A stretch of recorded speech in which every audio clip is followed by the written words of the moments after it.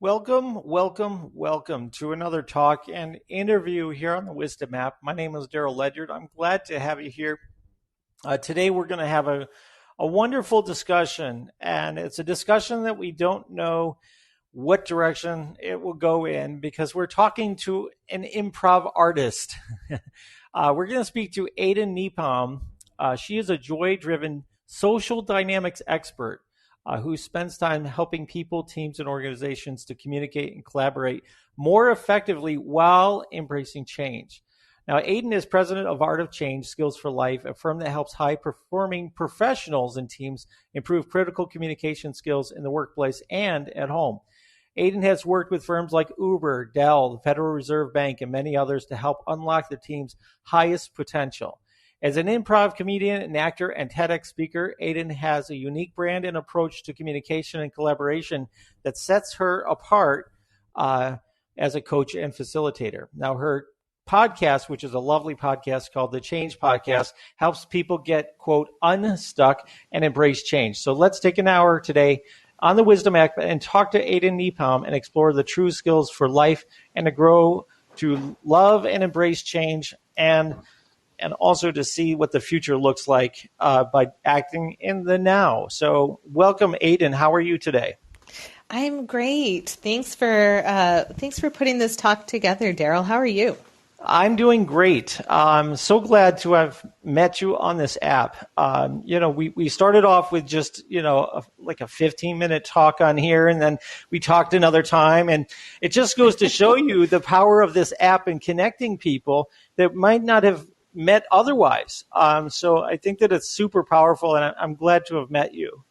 Yeah, ditto.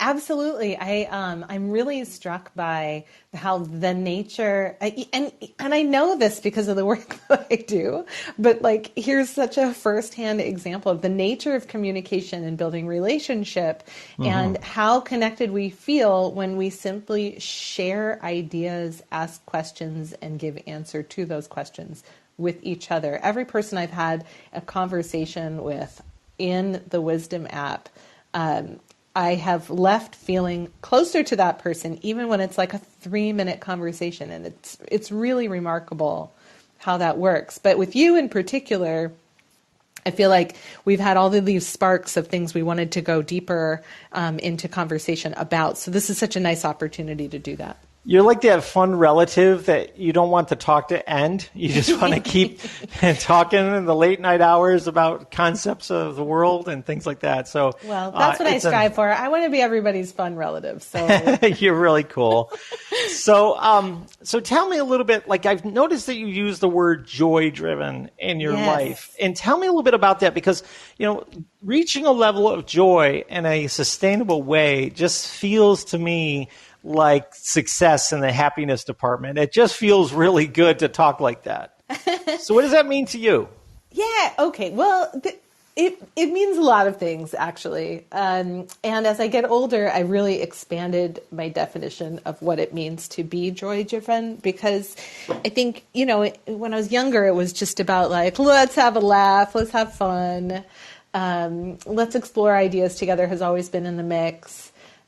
But as I get older, there are other things that bring me joy that don't necessarily instantly make me smile, if that makes sense. Yeah. So for me, joy and a really deep sense of satisfaction go hand in hand. When I was in my undergraduate studies, I had we had a philosophy assignment in my philosophy class to write a paper on our personal philosophy. And I wrote this paper on, I called it holistic hedonism. And I love that. The idea was that, if you truly live in a hedonistic way, in the way that we think of hedonism, the truth is my holistic hedonism description was a little bit closer to the original intent of hedonism itself. But if you truly go all in, and for those of you who aren't familiar with philosophy, who skipped all the philosophy classes in college for other more lucrative paths, what hedonism is often associated with is overindulgence. We think of ancient Romans eating to the point of having to then go visit the vomitorium to make room for more food, right? So that's hedonism as we think of it. But my idea in college, and I think this still sort of weirdly guides my life, is that when we overindulge, we don't actually indulge in the greatest amount of joy. We pass over the point where we experience satisfaction, joy, happiness, all of those yummy, good feelings, and we get into other territory. Like, who likes vomiting? Very few people actually enjoy that. Right? So, chocolate cake is delicious. The whole cake makes you feel sick. So my idea was we live our lives in a way that make us feel amazing, but that support us having that amazing feeling in a sustainable way, as opposed to that instant gratification that then easily tips over to the point of pain, sorrow, disappointment, etc.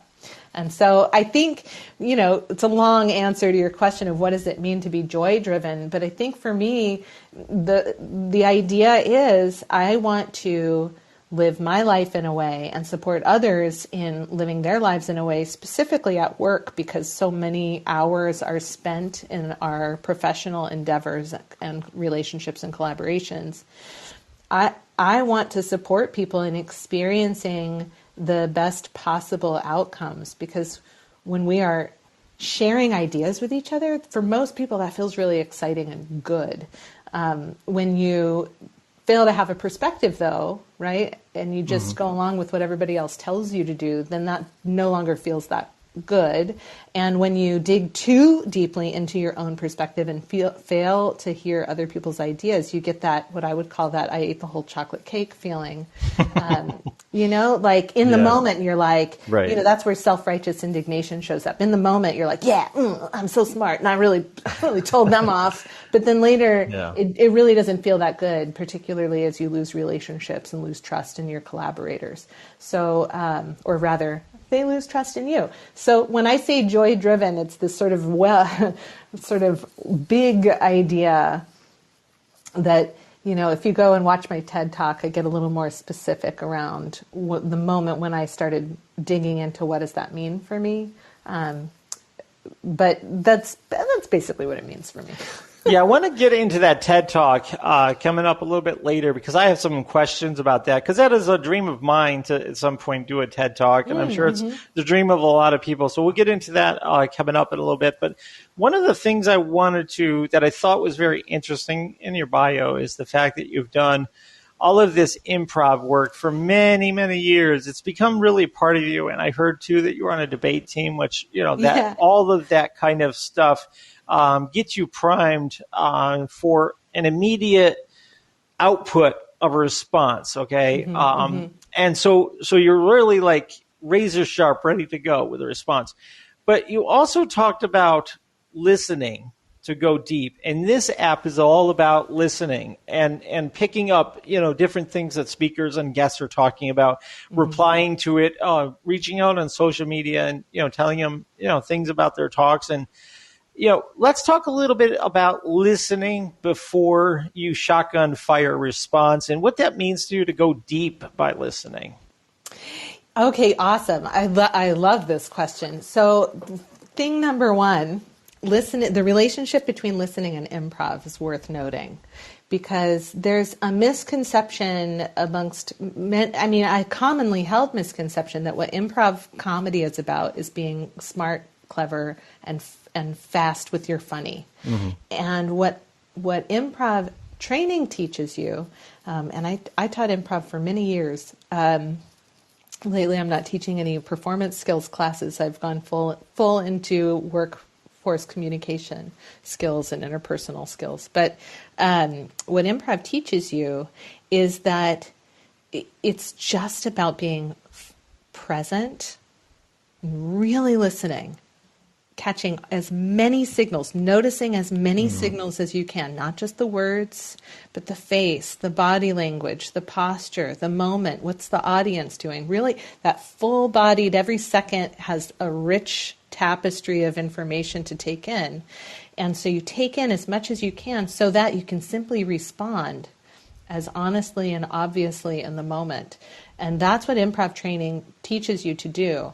The cleverness and the funniness often just comes from the honesty of our subconscious minds being allowed to participate, you know? Yeah. So that's a little bit just about the relationship between improv training and listening, and why improvisers are able to respond so quickly in the moment.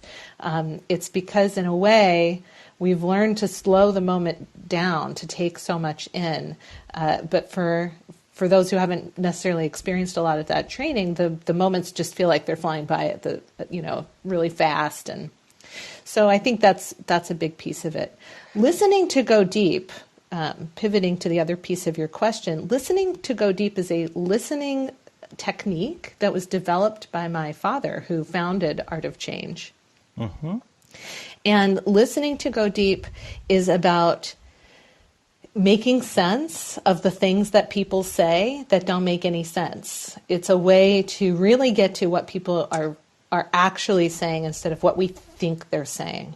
And again, it's another way of sort of slowing things down enough to take in all of the context rather than jumping to conclusions quickly. So similar to improv in that we take in a lot of information before we respond, listening to go deep is just a way to train your brain to do that. And to break down how it works, people, we've all experienced this. People say things that don't make sense all the time. And they say them as if we should know what the hell they're talking about. Mm-hmm. And and the trick is to respond momentarily as if you also, you respond as if you know what they're talking about. Your tone of voice, your body language, and you repeat back a single word to indicate that you have heard the sentence that has been said in its entirety, but you don't repeat the whole you don't repeat back the whole sentence, just a single word. And so there's this moment where the person gets all of the nonverbal cues that say, I've been heard.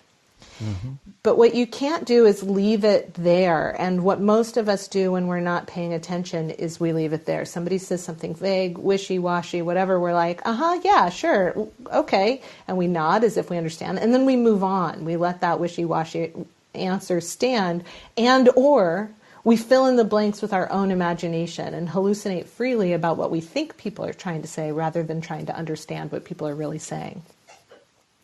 So once you've repeated back that single word that says, okay, I've heard that sentence, and you said it in a way that's like, yeah, cheese, or whatever the thing was about, then that's when you send signals of curiosity. So you might tip your head if you're in person with somebody. In fact, even if you're not, I find that my body language reads in my tone of voice. So if you're on the phone, you can actually convey quite a lot of your body language signals by continuing to have body language, which is an interesting, strange thing about how our systems are wired. But that's when you exhibit the curiosity. What exactly do you mean by cheese? Right? Or Or what kind of cheese specifically? Or what does cheese have to do with a flight to Toledo? Mm-hmm. It's like, right. That's when you get really curious. And it's okay to sound like you're confused when you ask questions. And that's a great skill to have on the Wisdom app when you're interviewing someone that just pops up here and they say something you might have missed. And maybe it needs clarification for not just yourself, but for the audience.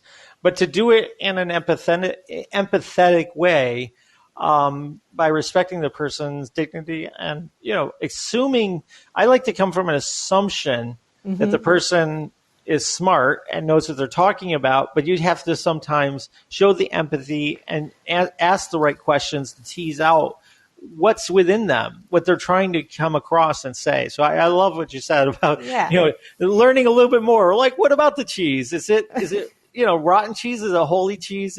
What kind of cheese are you talking here? Yeah. And I do that sometimes. I'll give a couple of examples, but the truth is you don't even have to do that. That's a human reflex. Yeah. You can simply say, what kind of cheese? Or Mm-hmm. when did cheese when did cheese come up for you, or whatever it is. Right. Cheese is a funny example, the word cheese. But the idea here, the key takeaway with a listening tool like Listen to Go Deep, which does take practice, is two things. You want to allow people to give the answers, the context, the information themselves. It's actually much faster than guessing. And but we do tend to guess just inherently. I don't know what that is, but I think we want to feel smart, but I don't really know. I think somebody who studies psychology or brains would have a better answer for why we do that, but we do that. So instead of that, having people tell you what they really mean is far more efficient than me saying, is this what you mean? I think what you're trying to say is this. Yeah. Oh, and it's like, that's a completely inefficient thing. When I think about any time somebody's been like, oh, I get what you're saying, so here's what you're saying, and then they say something, my initial response is always really negative. I'm like, no, if that was what I wanted to say, then I would have said that. But what I said was what I said. And so the thing that I said is what I wanted to say, Yeah. I really love that. One of the things that we've talked about on previous talks is that I spend a lot of years as a disc jockey. Mm-hmm. And I had a company that I called Red Jacks Entertainment. And the idea of Red Jacks was, the game that you play where you drop the ball and you grab the jacks, right? Yeah.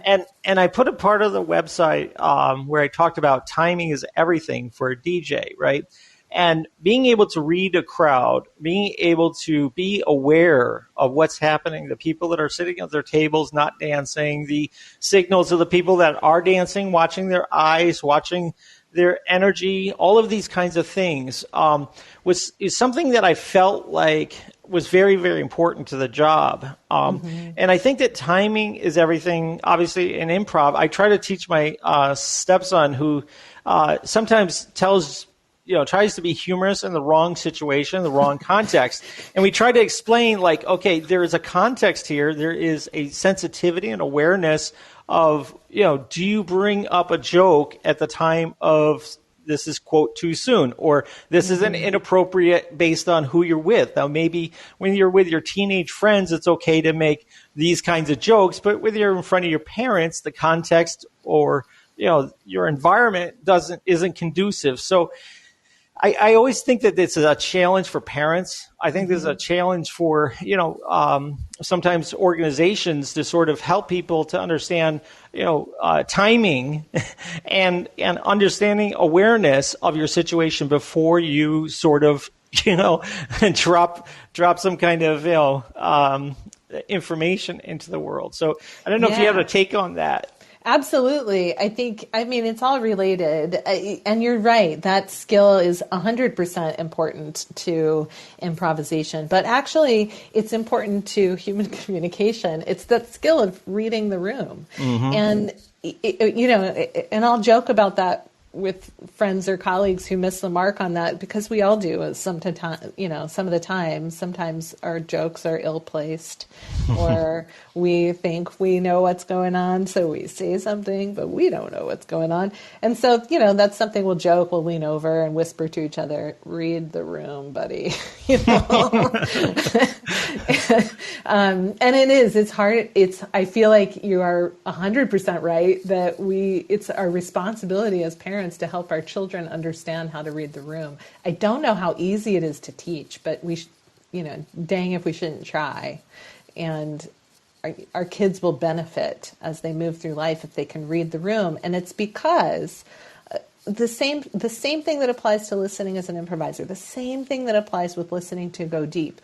When we can be fully present and take in all of the cues that are coming our way with the people we're interacting with, we are better poised to present information that's pertinent to them. So if we're presenting a pitch to try and get buy-in either budgetarily or permission from management as an employee in an organization trying to push forth a new objective, whether we're trying to get a collaborator to help us prioritize what we think matters most, whether we're trying to get our spouse to say yes to getting a new car, whatever it is we're trying to achieve, trying to get in any particular interaction, we will be more successful when we can successfully read the room, which means not just catching all of the cues around like mood and, content that's pertinent, but also like the feelings, the values, what motivates people. These are all pieces of information we can pick up through our listening and paying attention skills that are absolutely worth doing.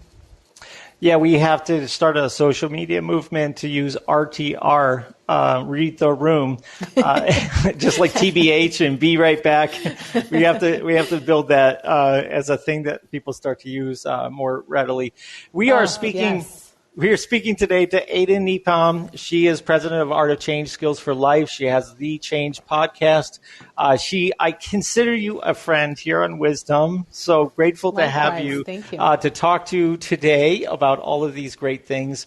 And she will be doing, I believe, Aden, you're going to do a talk afterwards, a Q&A on this. So if anybody wants to jump in and talk to her afterwards, you're going to light up another talk if you have time, right? Yeah, absolutely. So when we conclude our conversation, I'll start up a talk on my profile, so that'll pop up in this live feed. And anyone who has questions, comments, stories to tell about the stuff that's coming up in our conversation, Daryl, can hop into that Q&A, which will be the talk after this talk. If you are a holistic hedonist, she wants to talk to you. Okay. Please, somebody with a philosophy degree, come share your thoughts. Awesome. Now, Friday, we got a chance to talk. I was driving in my car, and I had to respond to your discussion about what motivates you. And I talked a little bit about, the things that I'm running to and running from, as you say. Yes. And, one of the things I'm definitely running to is trying to have significance in this lifetime that I'm here, to leave the world better than I found it. That's my philosophy in some way. And running from trying to be, relevant. I don't want to not be relevant anytime soon. Okay, I'm 49 years old. I still listen to pop music. I still am cutting edge on technology for the most part. And, I try to do the things that, keeps me as relevant as possible. We had a great discussion there about that. So do you want to talk a little bit about that running away and running to that we talked about? And then we're going to get into some more of what we talked about on that talk. Yeah, so I gave just a basic overview in that talk, and people can access that talk. It's in my profile. I can't remember what I called it, but it's there, and it's right now it's towards the top, but who knows, a week from now when you're listening to this talk, it will be buried. But so Kirshner's motivational model is this. We are both towards motivated and away motivated. We are, and that breaks down into 6 categories that include things like, values, purpose, challenge, esteem, and so on. But the basic concept is that the most motivated people in the world know what they are working towards and know what they are working away from. Think of motivation as a direction of movement. It's there in the root of the word. This movement is buried in motivation, and so we don't want to think of motivation as coming first, but rather motivation is you in perpetual motion towards goals and away from the opposite of your goals. Towards living your values and away from being a person who has no values, towards rewards and away from failure, that type of idea. So the most motivated people in the world are clear about both. The standard mode of operation, still quite motivated. Most people tend to lean towards one, and the other side is a little more underdeveloped. So that's something you can work on. You can listen for motivation in others. You can practice this in yourself by exploring what it is that you like about the work you do, why that's important to you, what you would change about the work that you do, why that's important to you. And you can listen to your own answers on this, or practice this with somebody else, or write it down. But you'll start to notice that all of your answers may start to sound like, well, I do it because this is what I want. This is what I want. This is what I want. This is what I like. Or I do it because this is what I hate. This is what I hate. This is what I never want to see happen. This is what I hate. Neither are preferable. Like I said, the most motivated people have both. But we tend to have, as a default, one that's more developed than another. And what my experience has been is those who are entrepreneurs, those who are coaches, tend to, not always, but tend to be more goal towards rewards, values, purpose, but towards motivated on those categories. And a lot of times people who are in jobs that they hate, and this is, again, a gross generalization. It's both terms of the word, both definitions of gross. But tend to be more away motivated, because when we are afraid to move forward, it's because we're living in avoidance. And so, if somebody's still going to a 9-to-5 job that they absolutely despise, they're very clear what they would change. They're still there quite often because they only know what their away motivation is. They're afraid of being unemployed, but they're afraid of not having their ideas heard, but they're afraid of, so you hear a lot of that away motivated language with those types of circumstance.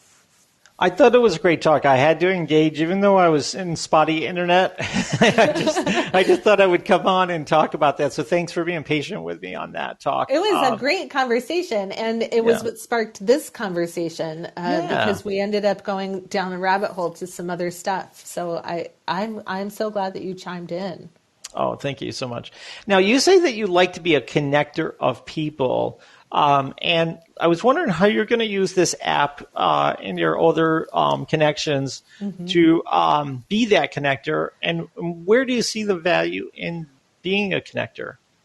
Yeah, I mean, I like to connect with people, and I don't know how great I am at connecting one person to another person. That's certainly some piece of what I do. But in terms of like, if I meet one person in one context and meet somebody in another context, if my brain makes the connection, I will connect those people. But what I mean when I say connector of people is I like to get with a whole team in a company and help them get really juicily connected so that ideas flow smoothly, so that curiosity is default behavior, so that pushback is interpreted as helpful and not a hindrance.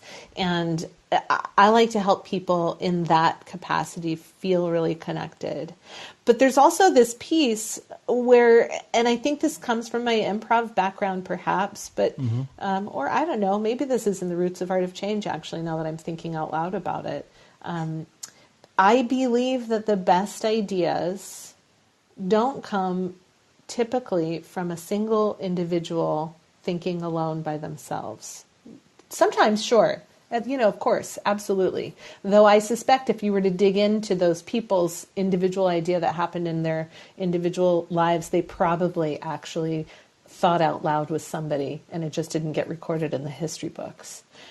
I think that our capacity as humans to innovate, to create, to solve societal challenges, I think all of these things are better with more than one voice, because with one person you can miss a lot of details. With many people, you get all these varied perspectives. Too many people, too many cooks spoil the stew, they say, but if you have the right number of cooks on the right kind of challenge, you can reach a really, really cool solution. You just mentioned Art of Change, and I just love the sound of that. And when your dad created that name for the business, what was he meaning when he said the art of change? It's fun. I probably have this written up somewhere. He wrote a poem about it back in the day, and he wanted me to memorize it, and I haven't. It's just really a beautiful thing because, as you know, I look at myself as more of an artist than a genius. because Yeah. if you follow me around every day, a lot of what I do is creative. Maybe there's a layer of genius to some of the solutions I come up with, but the art in me is the one that can bring it all together and apply it in a nuanced way, right? Where Yeah. you're listening, you have high level of awareness, and you're trying to pay attention to your, the dynamics between you and your partners and the people you're working with in the room, all of these kinds of things. And so when I saw that art of change, I was thinking of how I approach business and how I approach life. So I really love that phrase. I just love it. So. Oh, that's awesome. Yeah. I mean, I wish I could remember the words in the poem that he wrote, and I have it somewhere, and I really should memorize it just like he asked me to. But Put it on the wall. I mean, yeah, when he first came up with it, he's like, you got to memorize this when you memorize this content. And I was like, I'm an improviser. I'm not going to memorize anything. But now I see the value of it. You know what? I love that you're an improviser because,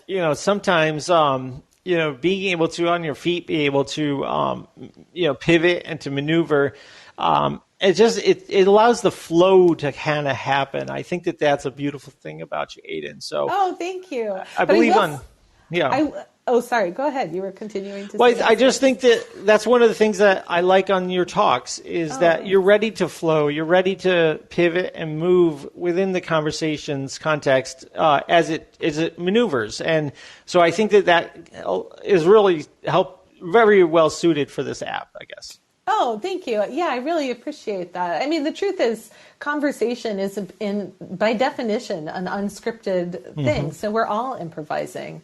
My colleague Shayna, who runs Merlin Works Institute for Improvisation, where I taught musical improv for years, and where I headed up the corporate training and event side of the business for a few years. She always says, you improvise every day. Why not get good at it? Which is great. True. But yeah, so the idea behind Art of Change, whether poem or not, the idea of art is, it's the creativity, it's the ingenuity, it's the ideation, it's the what's the word I'm looking for?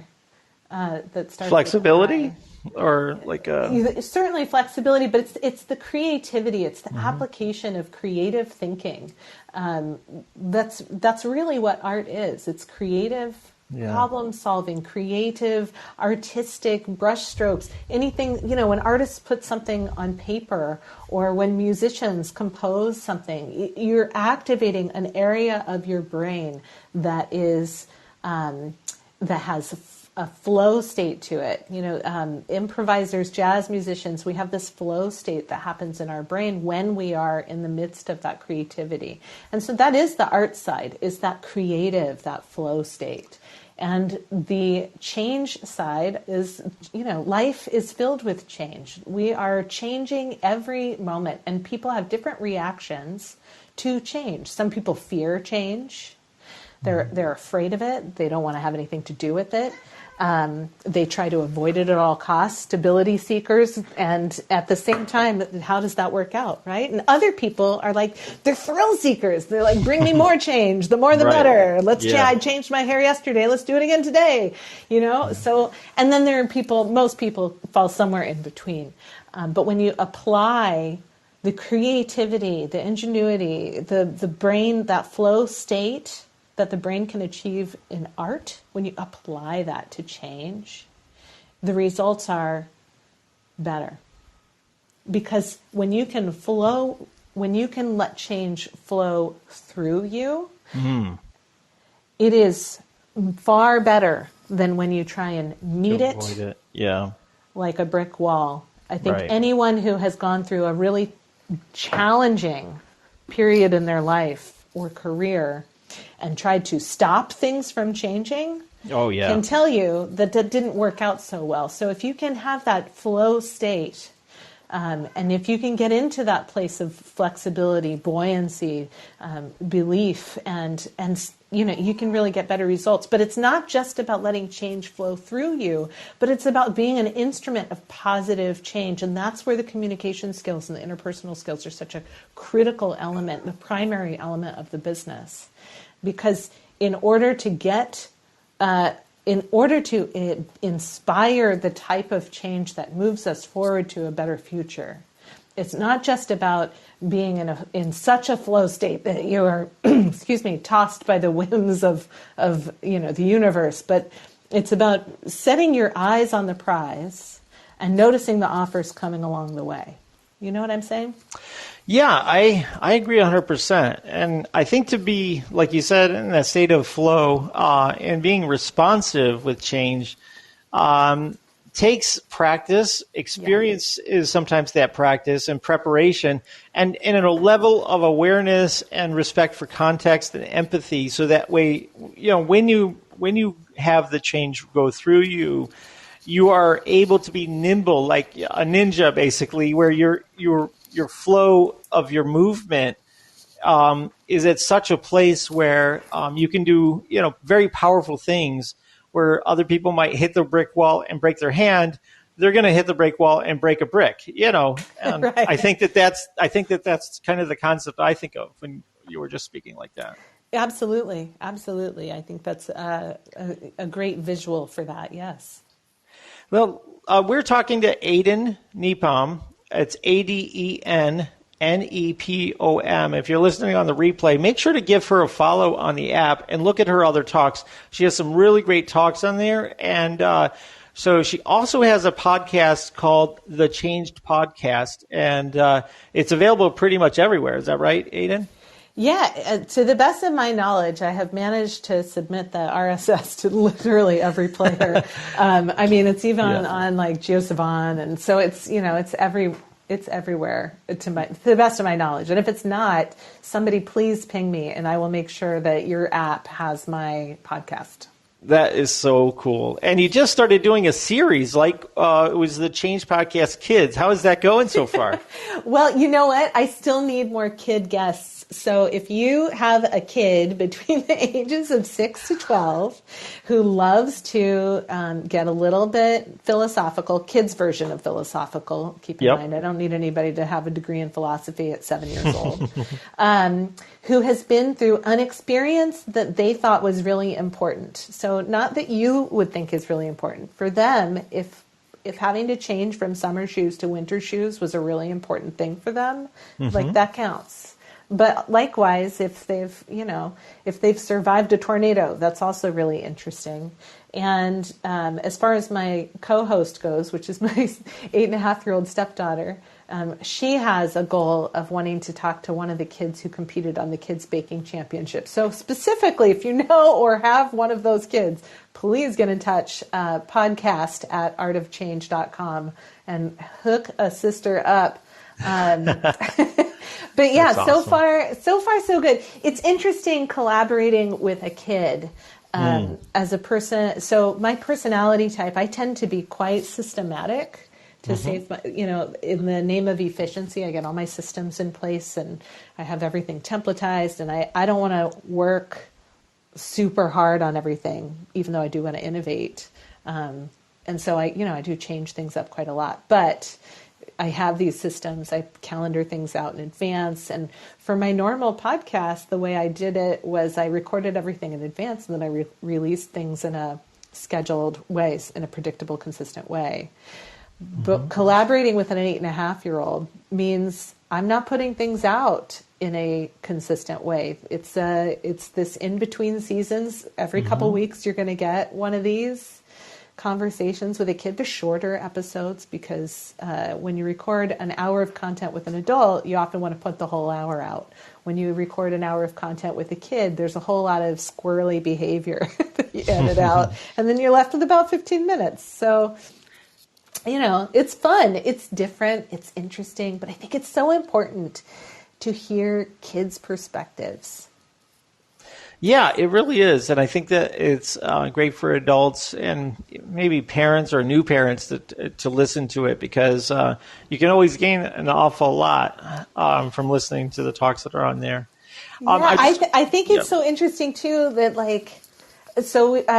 we talked to Maxwell. That was our first episode, and that's the one that's currently available on YouTube and on the podcast. If you're listening on Stitcher or Spotify or wherever. But Maxwell, his takeaway from one of these really pivotal experiences, I was like, what did you learn from this experience where his mom had been afraid to go on a roller coaster, and so he went with his brother instead? I said, what do you think the lesson is here? And he goes, moms are scared of fun stuff. And I was like, yeah, this is why I think it's deep. great to hear kid perspectives, you know? Yeah, that is deep. I like that. It is. It's interesting because we forget. You could take that you could take that in a lot of ways. Right? And yeah. Moms are scared of fun stuff. That may or may not be true, but that's his 7-year-old brain's interpretation of what's happening. And I think that's what's really cool to hear. Yeah, and I think there's a point where kids equate love to how much time you spend directly with them, and learning how to listen to your children and to spend that time is something that I think is meaningful to keep them feeling secure and not, like there's something missing in them, Absolutely. Well, I had somebody say to me once, they were like, you must have grown up somewhere where your parents made you think that your opinions mattered. And I think they meant it as an insult, maybe, because they said it in such a way, But I was like, sounds good to me. I was like, yeah, actually, that is how I grew up, and that's the gift I'd like to pay forward. So last Friday, we did get, semi-controversial a little bit. We were talking about the idea. I had some talks on Friday about the relentless pursuit of income and KPIs and how an initial concept and plan for your system or your company or whatever it is had sort of this very based in purpose type of reason for starting your organization, right? Mm-hmm. And you start that out, and then what happens is in any system, you end up with numbers, right? And you have these, what they call as key performance indicators. Mm-hmm. And it happens with social media. It happens with almost every system that's out there, is that when you start to get numbers, you try to optimize, you try to improve, and you try to continually try to maximize, in some cases, income or increase whatever the KPI you're trying to do. Mm-hmm. And what I think happens, or my belief happens, is there's a progress curve. This is my theory, that there's a progress curve that has a sweet spot. And in that sweet spot is moving at a sustainable growth rate without breaking your initial concept or plan that you set out to achieve. For example, with Facebook, or some of these social media platforms, the idea is to increase social behavior and also to create a connection. So, your picture of your family across the country, what their life is doing, and kids getting ready for the first day of school, all of that stuff I think is totally in line with that. But then what ends up happening is they use algorithms to try to improve the predictability every single time. So it kind of creates this, oh, wow, this system really knows me, right? And you continually try to adapt the algorithm to give you more and more and more of what you spent time on last time. So whatever stopped your scroll, right, in this example, you just increase and increase and increase. So my point is I think that sometimes this relentless pursuit degrades the system over time.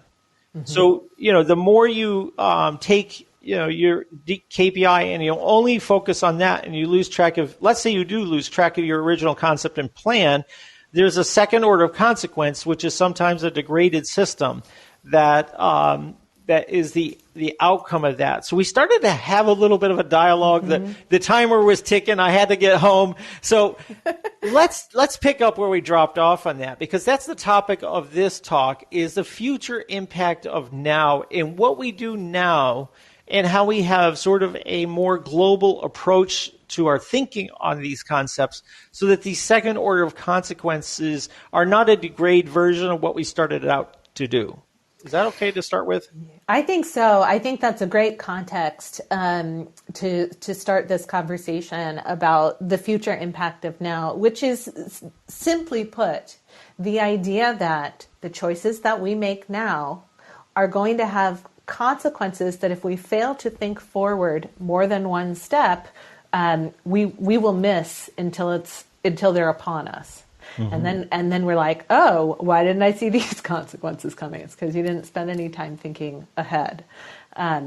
So I personally believe it's critical to think in advance, to think ahead at what might be the consequence of these choices that we're making now. And the place where it gets political is, when we were talking the other night, I started to bring up the example. I just think right now we have this prime example of so many things that are happening with the way people are communicating with each other, so many things that are happening with policy decisions, so many things that are happening in so many different ways on the political and interpersonal spectrum. With social media, with policy mandates. Vaccine mandates actually are a really interesting case study. There's all kinds of areas where we can look and see that it is an understandable reason why certain decisions are being made the way they are made if you only look at the context of the moment. It's like, okay, yeah, that's a super obvious choice. We've got to do things in this particular way. Or maybe it's a controversial choice, but it's still, you can still see the reasoning of why people make decisions, policy decisions or whatever, based on the moment. But what should be happening, in my humble opinion, is you should be looking farther ahead at what some unintended consequences could easily be if we're not thoughtful about how we execute a choice in the moment. And improvisers train for this, actually. But oh, really? In a way. We do it in the service of telling great stories. But it trains the brain to think ahead. And what we call the training is second beats. So when we're telling a story, one way to create a compelling story on stage is you've got your, what we would call the root scene or the primary scene. And then in your head, you think about what would be the next scene in, if we were going to do this in chronological order to tell a story, what would be the next obvious thing? And then we play that scene. Or a more compelling story is to jump to the scene after the scene in your head. If you're still with me, this is challenging to describe. And so we call it playing the second beat. So you've got your initial root scene, and then the first beat, you skip that to tell a compelling story and go straight to the second beat, which is the consequences of what would happen in that first scene. And so in training to do that in order to tell a better story on stage, what happens is we train this skill of thinking about second beats, or as you describe them, second order of consequences. So I'll give a storytelling example. This will be a non-political example, which is great. Let's say we have a root scene that is a father helping his son get ready for his wedding day. So this root scene, we see the father, maybe he's straightening the son's tie, he's giving him advice, whatever it is. That's our root scene. Chronologically, what would we expect to be the first beat after that scene? We would expect to see the wedding, right? We've just saw him getting ready for the wedding, so we would expect to see the wedding. Right. If we skip to the second beat and we take all of the context of that first scene, so whatever advice the father was giving, that second beat might be the honeymoon suite. And maybe it's the son implementing this terrible advice. And then we see how that affects that relationship. So that's that second beat. So instead of seeing the wedding, we go straight to the second beat, the consequences of what happened in the first scene. Yeah, I really like that exercise because it really allows you to kind of fill in the gaps of the first beat by the action in the second beat. So that's really, really good stuff. And, when we think about, like you said, policies, when it comes to, things that affect something after that person is not in office anymore, right? It affects maybe another generation of folks. It could be, debt. It could be climate change. It could be, any of these kinds of bigger focus things. But yet we're dealing with the small focus, which is the immediate, just this year, next year kind of outlook. And so the thing is, one of the things we discussed is about how, as small business owners and, masters of our own domain, we don't have that privilege to sort of kick the can down the road when it comes to taking action and accepting the bigger picture. We actually, if we want to have sustainable growth, we want to have a life that is successful, we have to take in the notion that second order consequences and the third step after that are all part of the decisions we're making and the people we surround ourselves with and the steps that we take, that domino effect, if you will, the domino effect, where if I do this, this is going to have the biggest impact down the road. So I just kind of find it very fascinating because bigger institutions sometimes aren't looking like that. But if you look at like companies like Amazon, they're not working on today. Jeff Bezos says he's working on 5-10 years from now. He's not working on today every day. So that's right. A lot of times you have to, if you want to be successful, you got to be out there 3-5 years from now, not working on today as much.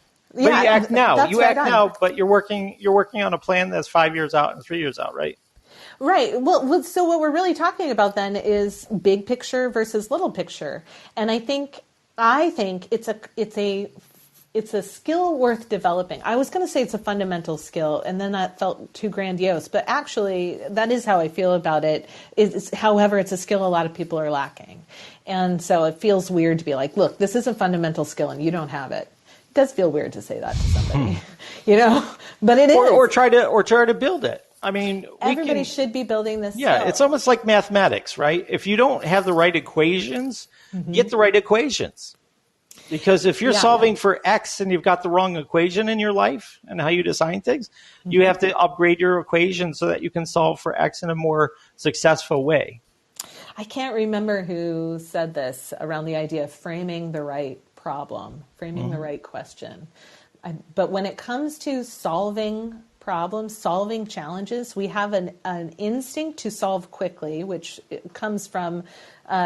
likely comes from our unconscious habits around survival and needing to solve things quickly. And that's great. If there's a saber tooth stalking you, you should make a decision quickly, right? You don't want to stop and evaluate and think about what's the second order of consequence if I run. You just want to get out of there. That being said, a lot of what we do in our lives, we do have time to evaluate and should. And so it is worthwhile to spend a longer amount of time. In fact, if you've got, if you're going to spend 12 hours solving a problem, you should spend the first 11 on if you're framing the right question. Because, wow. That's good stuff. I like that. Can you re-say that again? I got it. My ears need to hear it again. Go ahead. If you've got 12 hours to solve a problem, you should spend the first 11 making sure you're framing the right question. And this is where I feel like it's so important to make room for dissenting voices. Dissenting voices are really uncomfortable to listen to because we want to jump to solutions and they are ruining it. It's like we have figured out what direction we're going to take as a company on our next initiative. Oh no, here comes dissenting voice. That won't work because so frustrating, right? We're going to move forward with vaccine mandates. Oh, well, that won't work because so annoying. We just want to solve this problem. But the thing is when we don't make room for dissenting voices, we fail to think about the second order consequences well.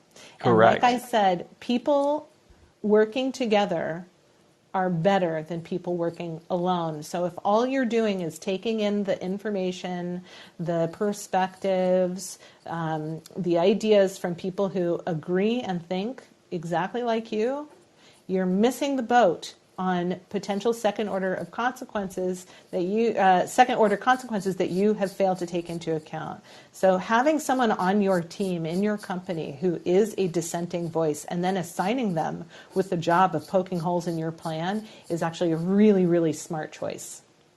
What do we give that person title as? The poker? What do you call them? No, you want to give them something that makes them feel valued, right? So you want to, otherwise they're not going to want to do it for you. So it's like you want like critical analysis or future, it's not always about future. Sometimes your consequences are much more immediate. They're like, well, sure, we can do that if you don't care about money, right? It's like you want, but you want somebody, you want this Debbie Downer of it all. You want professional devil's advocate. Professional devil's advocate. Yeah, it's like, or gap finder. Or, gap finder. I like that. Yeah, but it is a useful thing to do. And this is where I think it gets political, from my perspective as a person who helps people with interpersonal skills, who helps people on teams ideate well. When I look at how people interacted with each other over this period of the pandemic, I find it such an interesting case study, because the first thing that people did when they fell into a fear stance was silence dissenting voices. So majority perspective was like, we figured out what's important. This is what we're all doing. And here comes those dissenting voices. And everyone was like, but, that's dangerous. And what I would say is actually, those dissenting voices are hypercritical to making sure we're solving the right question. Now, that doesn't mean that society as a majority moving forward in a direction is necessarily the wrong choice. It simply means that if you fail to take into account what matters, what the dissenting voices are noticing that you're missing the boat on potential second-order consequences. The voice you're hearing is of Aden Nepom. That's Nepom. Give this woman a follow right now if you're watching this talk. And she's going to light up a Q&A right after this. Absolutely. We'll shut this down, and you'll get a chance to be her dissenting voice. She'll love that. Anyway. Yeah, definitely. All right. So I have a few speed round questions to ask you. Okay. A couple of these are about the app itself. Which is better, host or guest? Guest. Why? Because you get to share your opinions and thoughts more when you're a guest than when you're a host, actually. I like that. Okay, another question. What is the best feature of the Wisdom app in your opinion? The one-on-one conversation element. To me, it's such a great opportunity to explore ideas together. Though a second for me is that it gets recorded, because then you can repurpose that content in any number of ways. So I like that as well. Okay, when you came onto this app, you had to pick a few tags. Let's say the tag that described Aden was not available. What 2 tags would you want added for you? Oh, yeah, but the tags that I wanted aren't available. I want a team dynamics tag. I want a communication skills tag. I want a listening skills tag. It's like I want skills tags. Skills tags. I like that. What a pleasure to talk to you today. I really appreciate having you on here to discuss a little deep dive with you, Aden. I really do appreciate it. I will open up a question for you. You can ask me any question you want. Be kind. Awesome. Yay. Well, first, I just want to say thank you so much for doing this. I feel so honored, and it was so much fun to be able to answer all of these questions. It feels great to be able to share my thoughts and ideas. And the truth is, it feels good for everybody. So let's pay it forward to you, and let me ask you. Thank you. I'll start with when you think about the second order consequences for some of your parenting choices. This is an area where I think people can develop. What are thoughts that come up for you around that? Because I know you think deeply about parenting. Yeah, I really do. My biggest thing is being transparent with my kids in the way that you can be, so that they feel like it's a two-way street where they can be transparent with you. So I think that's like the number one thing. And as far as the second order consequences, I always feel like the honesty and having an open dialogue allows them to come to you when there is a topic that is sensitive or something that normally the kid would hold back. And so that's sort of been my biggest thing that I try to do, is make sure that there's open, honest dialogue about things, and care and empathy that allows it to be a safe place to come to me and talk to me about things. The second order consequence for me is always I'm raising a 35-year-old in the future. So what do I want to do today to set that person up for help, the best situation? So my stepson, when I help to put him to bed and we talk about things in his life each night, he's 14. And sometimes he'll say, can you turn the light off or can you do this or that? And I say, by helping you today, I'm hurting you tomorrow. And he hates that I say that. But I mean it, that the more I do for him today, it makes him not do for himself and be independent in the future. So those are the kinds of things that I like to say to my kids. That's great. Thank you for sharing that. And I'll ask you just a wisdom app question, which is, what's your favorite feature? My favorite feature, I think I would agree, is the fact that there's a deep conversation between two people, not like Clubhouse. I call Clubhouse the gateway drug to wisdom, and once you go to wisdom, you never go back. So I just love this app. That's awesome. How do you think you'll use wisdom moving forward? I want to find a way to cut up these talks into consumable bites that I can put out there on YouTube and on social media, because I haven't really built up this kind of brand for myself. My brand has always been about business and the brands that I work on. So this is a different side of me, and it's a more vulnerable brand. So I'm unsure of how I want to share it. So yeah, I'm with you. I relate to that very strongly. To me, there's something valuable. There's some gold here if we can figure out a way to share it out to more people and get more people interested. Yeah, so we're going to leave it here. Thank you, Aden. I really appreciate it. And she's going to start a Q&A talk on this app as soon as we get done, right? That's right. Thank you, Daryl. This was a pleasure. Awesome. Same here. I appreciate it. Aden Nepom, make sure you give her a follow on the app. She's got some great information and some great tidbits.